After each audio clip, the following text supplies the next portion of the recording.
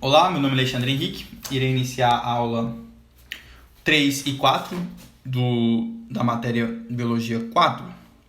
E o assunto abordado será noções de embriologia. Bom, o que é embriologia? Embriologia é o estudo do embrião. E a partir de qual momento surge um embrião? Essa deveria ser a principal pergunta. O embrião é a fecundação ou a junção de dois gametas, o masculino com o feminino. Quando ocorre essa junção, então essa fusão entre os diferentes gametas, desenvolve um embrião.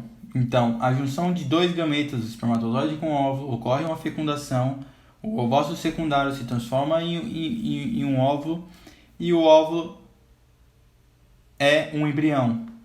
Então, após a fecundação dos dois núcleos dos dois gametas, ocorre a formação de um zigoto.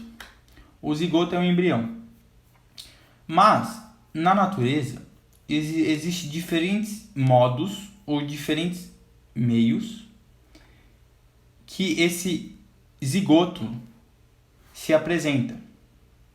Porque o zigoto é a primeira célula de um animal. Então, para que esse animal se desenvolva por sucessivas mitoses, ele precisa de vitelo, ele precisa de alimento.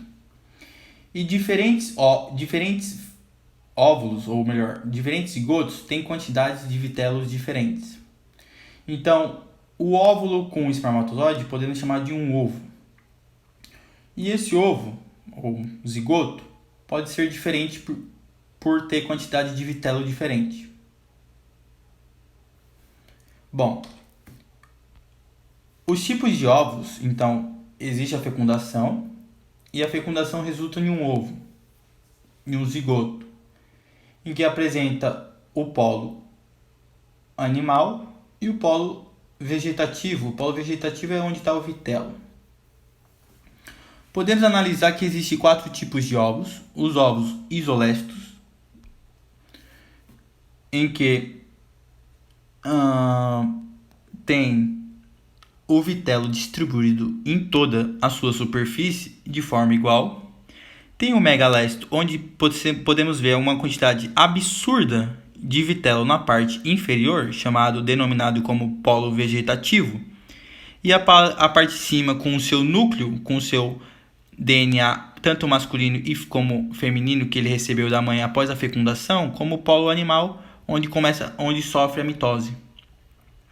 Existe o tipo de ovo mediolesto, em que é encontrado nos anfíbios. O megalesto é nos répteis e aves, o mediolesto é nos anfíbios. Também tem essa diferença no polo vegetativo e animal, diferente dos mamíferos, mas tem uma pouca quantidade de vitelo comparado com o megalestos. E quanto também tem os ovos dos insetos, que é o centrolisto, que tem vitelo na sua região central junto com o seu núcleo. Bom, por ter quantidade de vitelo diferente, esses diferentes ovos sofrem clivagem. O que é clivagem? Mitoses, o seu desenvolvimento de maneira diferente. Podemos observar que o ovo sofre mitoses. Então, o desenvolvimento do ovo no estado de clivagem sofre mitoses, em que a quantidade de vitelo proporciona um ovo diferente. Então, podemos ver que o clivagem total igual, que é característico dos mamíferos, porque o ovo é oligolecitos, então eles têm vitelo na região bem distribuída, eles ocorrem igualmente. Uma célula forma 2 iguais, que formam 4 iguais, que formam 8 iguais, e assim sucessivamente. Também tem o total praticamente igual, que é o oligolesto anfíoxo, que são os anfíoxos, também são oligonestos. E tem o desigual, que é os ovos mediolestos, mas é total, mas é desigual. Uma célula forma duas células diferentes, que formam 4 células diferentes, e que formam 8 células diferentes. E a gente vê que umas são pequenas e outras são maiores, denominadas de micrômeros e macrômeros.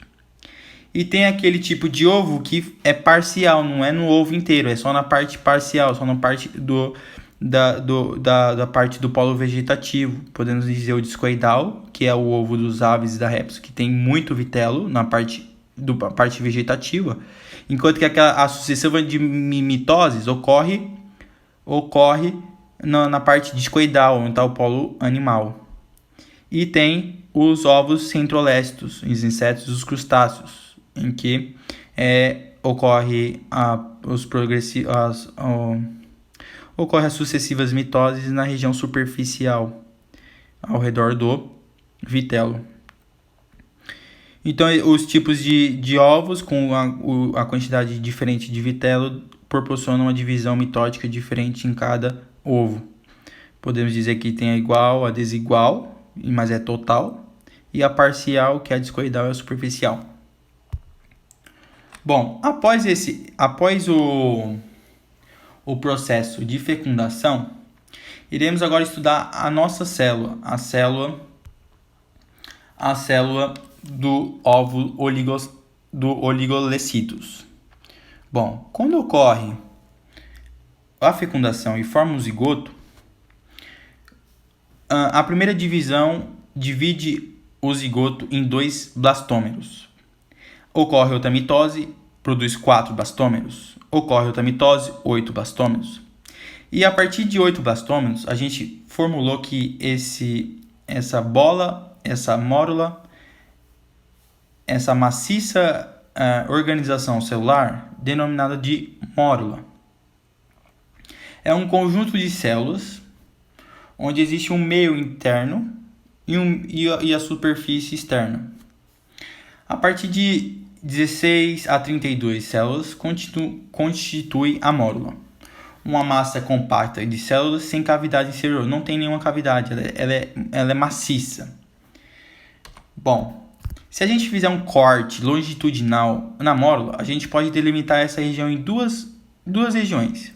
A blastocele, que é o interior, e a blastocele no interior e a visão externa. Então, a mórula tem blastocele na sua cavidade interna, que é cheio de líquido, o que transforma ela em uma massa maciça, uma massa maciça de células. Bom, após isso, ocorre a blástula. A blástula, perceba que nesse desenho, a gente pega a mórula e deixa ela na horizontal, a gente olha ela de lado. E a gente percebe que essa região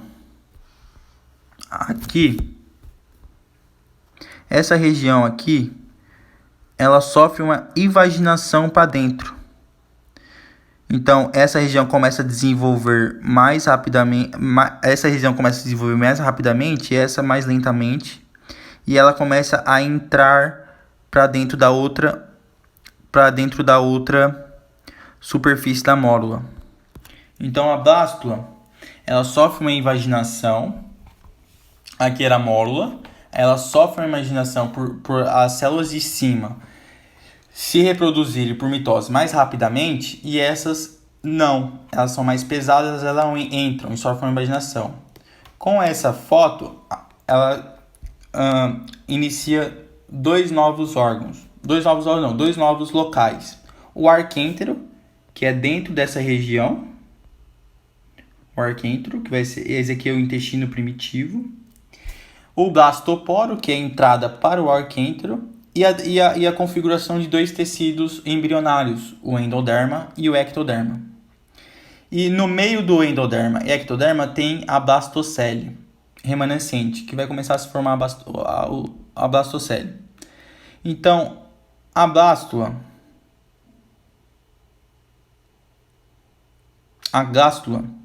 forma o primeiro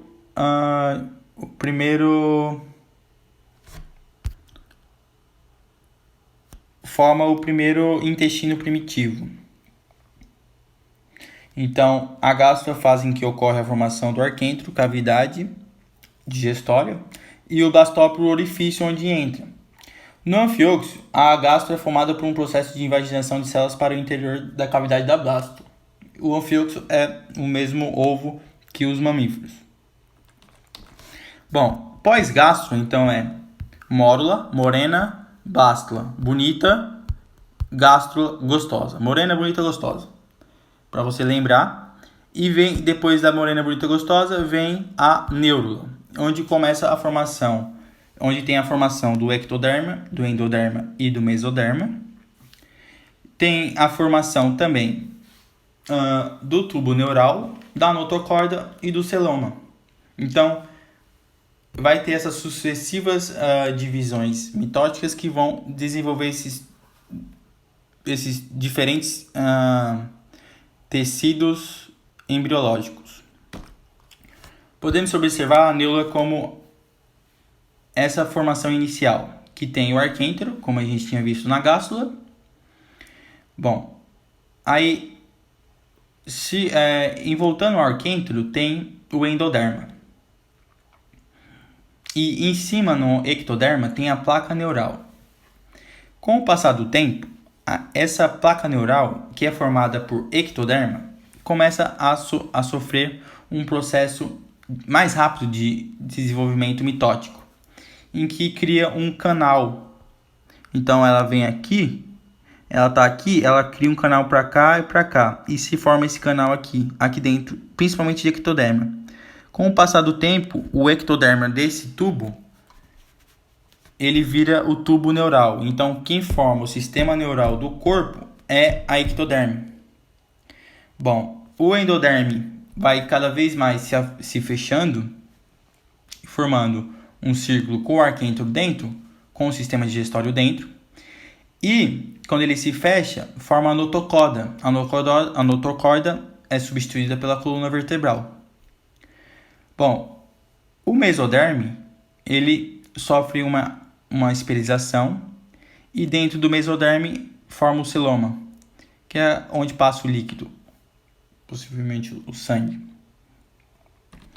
Então, se a gente vê o humano e cortar ele perpendicularmente e olhar aquilo, a gente corta na horizontal e depois pega o humano e bota ele na vertical, na horizontal também.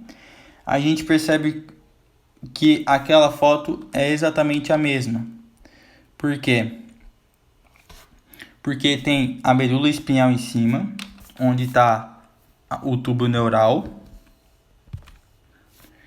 Tem dentro a coluna vertebral, que era a notocorda.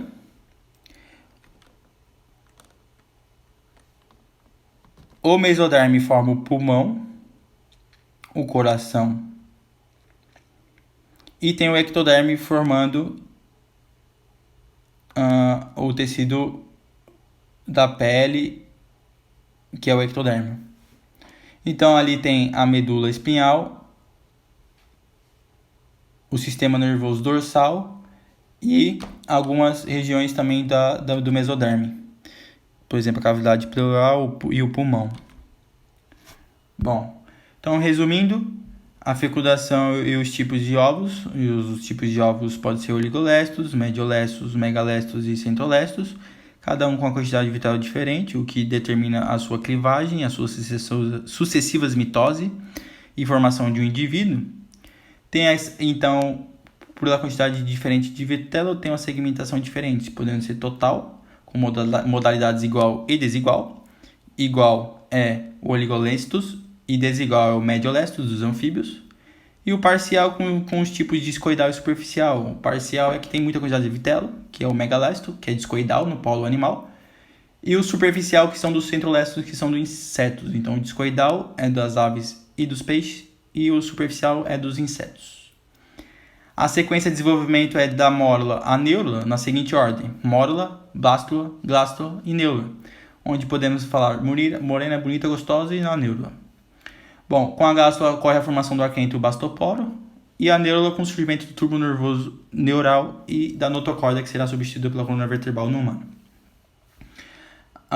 Esses são os processos de desenvolvimento embrionário. Deixa o like, compartilha e até a próxima. Tchau!